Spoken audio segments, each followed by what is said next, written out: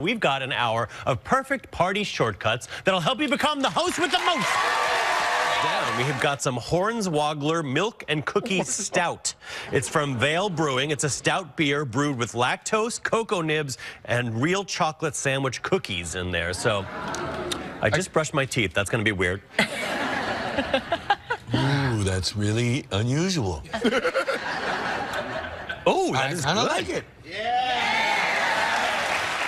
Welcome back for another week of Shelfies. I'm Turd. This is the beer guy. I just said I totally talked over you. That's awesome. We got a great show today for you guys. Our first beer is, well, it's a beer that Rob can't try because it has peanut butter in it. I'm allergic to peanuts. You'd have EpiPens flowing here. You'd have ambulance. It would be great theater, but I can't do it. So I'm not taking the chance. It's actually it's Hornswoggler, which is a milk stout that comes from the Vail Brewing Company in Richmond, Virginia. They put over hundreds of pounds of Oreos in this. They also put some pecan peanut butter in it. So it's got a lot going on. But since Rob can't try this one, he's gonna try Julius from Treehouse, which is great because it's Patriots Day in Massachusetts, and that's Massachusetts beer.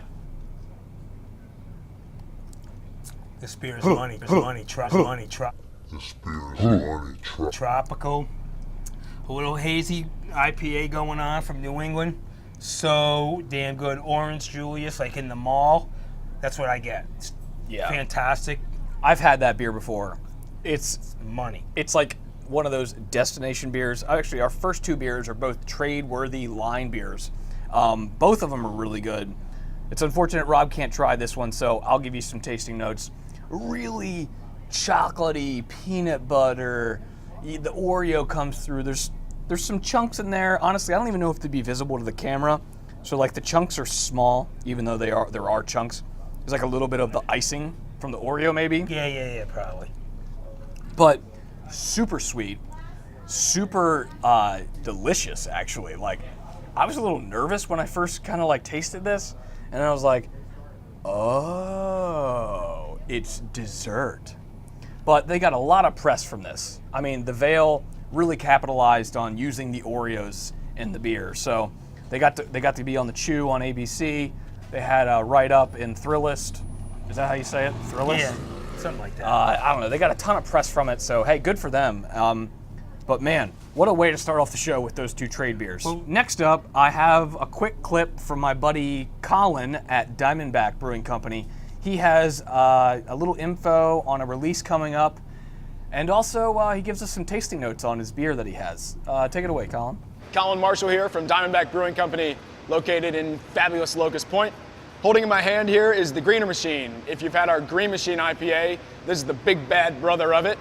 It is a New England style double IPA, about 9.2%, super tropical nose, really well balanced on the palate, clean, no linger whatsoever, off your tongue, leaves you desiring a second sip all the way to the bottom of the glass.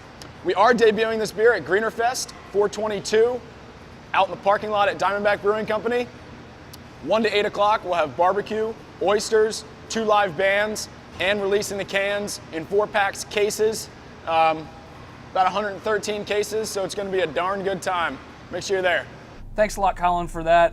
We're really looking forward to your release. I can't make it out because I have to work baseball stuff, but I'll be with you in spirit, and I hope you guys get to go out to the release. Big weekend in Baltimore releases this weekend. Yeah. Shout out to our buddies at Monument City. The grand opening is this weekend. And our friend Tim Scouten over at Peabody Heights has 2 releases this week. The Thursday Sibling. That is at the brewery this weekend from 11 to 7, and I think the people with Mr. Trash Wheel are going to be there. So it's Earth Day. Go out there, support Mr. Trash Wheel, support our man Tim. He's a great guy. Yes.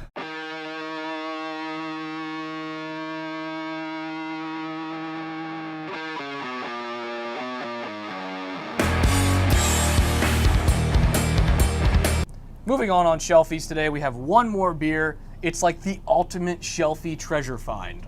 It is a council sour. It's called Prickly Pear. It's super duper duper sour. I mean, this is like one of the most sour beers I've ever had. Yeah, for sure. So a prickly pear is basically cactus fruit. Council is a brewery out of San Diego. They're only available on the East Coast, I believe, in Maryland, North Carolina. Actually, one of the owners' brothers lives out in Frederick, so that's how it got released here. And if you like sours, you're really gonna like it. And it's surprising because I've had prickly pear beers before, and they always struck me as really sweet. But this is so on point on sour. Is not Gets you sweet. right here. Yeah. It's so good. This coats your mouth. I mean, from top to It's bottom. fantastic. This is a fantastic beer to bring to a share.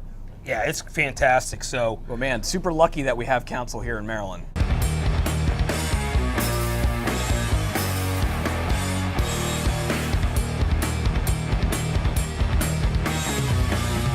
Next up on Shelfies, we have a really special local beer. It's a double IPA from Oliver Brewing Company. up in Rosedale, and you know him from Pratt Street Ale House. So this is part of their Dipper series that they just started doing related to some bands. It's called Victis.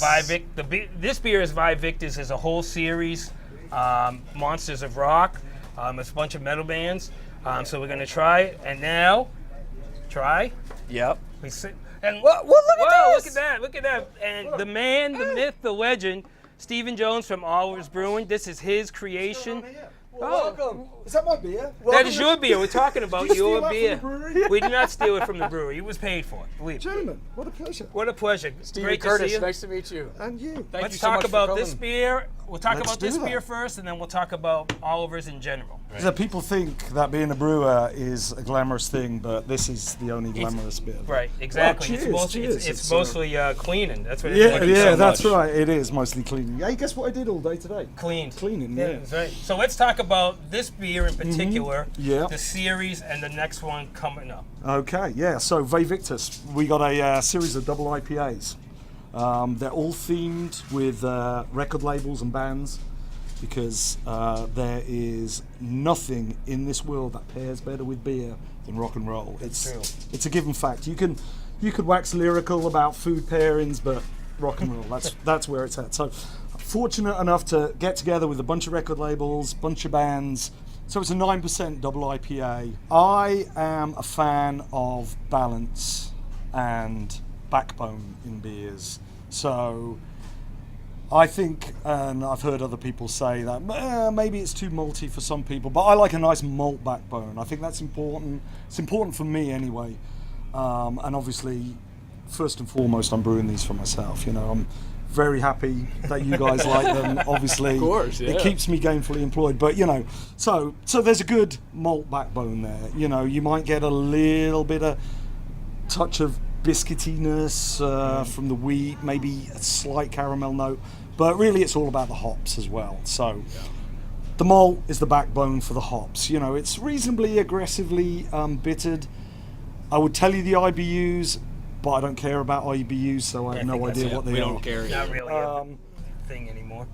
A lot of but a lot of aroma hops. So in this one, we dry hop it at a pretty high rate. Mostly Simcoe, some Centennial as well. So you know you get it. So there's some resinous hops in there. You'll definitely coat your tongue a little bit, but you'll get that nice sort of floral nose as well.